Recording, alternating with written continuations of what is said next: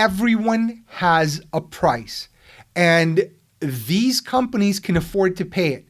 Now, Joe Rogan went to a non-establishment player, but Viacom can afford to overpay and get the people that could be assets or could be threats and quiet them down or cut off those sharp edges.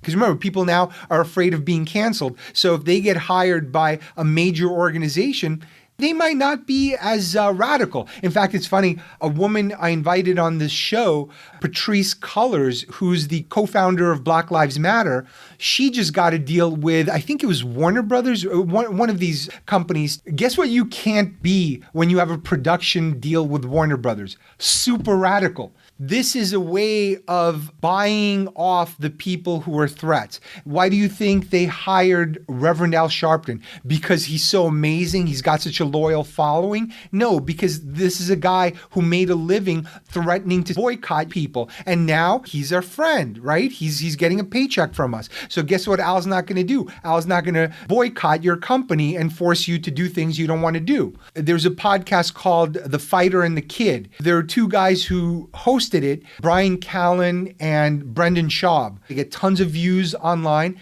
And then what happens?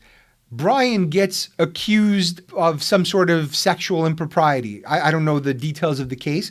He denies it vehemently, and I think he's suing for defamation. And anyway, this is going to go on for a while.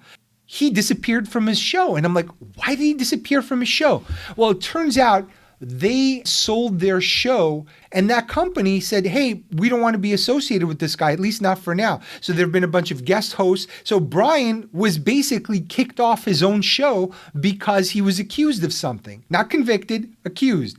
Whenever you join an organization, this is kind of a theme here, you play by those rules or by the rules of this new society that we've created where an accusation is enough to take you down.